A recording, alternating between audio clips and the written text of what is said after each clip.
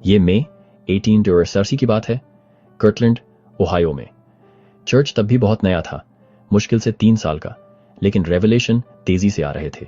Joseph Smith ने अभी अभी स्कूल ऑफ द प्रॉफिट्स शुरू किया था और सेंट्स इकट्ठा हो रहे थे, एक ऐसी दुनिया में गॉड को जानने की कोशिश कर रहे थे जो उन्हें ठीक से समझती नहीं थी। डॉक्ट्रिन एंड कवेनेंट्स सेक्शन 93 आया ऐसा रेवलेशन जो उन्हें पहले कभी नहीं मिला था।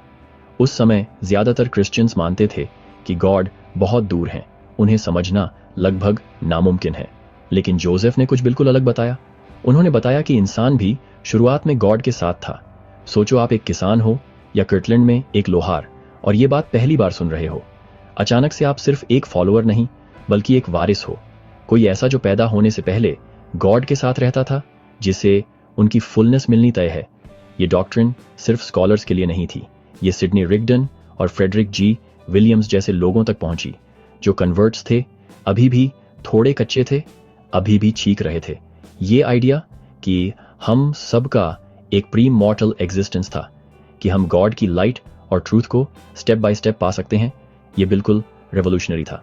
डॉक्ट्रिन एंड कवेनेंट्स सेक्शन 93 वर्स 13 हमें सिखाता है कि जीसस को भी शुरुआत में फुलनेस नहीं मिली थी, बल्कि उन्होंने ग्रेस टू ग्रेस प्रोग्रेस किया। और फिर लॉर्ड प्रॉमिस करते हैं, तुम्हें ग्रेस फॉर ग्रेस मिलेगी। मेरे लिए इसका मतलब है होप।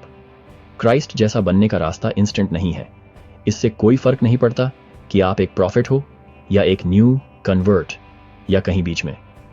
लॉर्ड हमें इसे स्टेप बाय स्टेप लेने के लिए इनवाइट करते हैं, ग्रो करने के लिए, लर्न करने के लिए, रिपेंट करने के लिए, हर रोज और ज्यादा लाइट और ट्रूथ पाने के लिए। कर्टलैंड के सेंट्स ने इसे सीरियसली लिया। वे साथ में स्टडी करते थे। उन्होंने अपने घरों को ऑर्डर में लाने की कोशिश की। असल में इस रेवलेशन ने उन्हें खास तौर पर कहा, अपने घर को ऑर्डर में लाओ। लॉर्ड उन्हें स्ट्रॉन्ग फाउंडेशंस बनाने के लिए इनवाइट कर रहे थे, वहीं से शुरू करते हुए जहां वे खड़े थे। ये हमें सिखाता है कि गॉड कौन है, बल्कि ये भी कि हम कौन हैं, इटर्नल बीइंग्स, डिवाइन ऑरिजिन के बच्चे। जब हम ये जान जाते हैं तो सब कुछ बदल जाता है।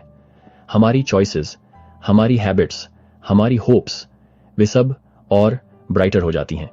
तो अगर आपको कभी लगे कि आप इनफ नहीं हो, तो याद रखना, कर्टलैंड के सेंट्स भी परफेक्ट नहीं थे, लेकिन वे चीख रहे थे, गॉस्पल की कड़ी चढ़ रहे थे, एक बार में एक ग्रेस से भरा कदम।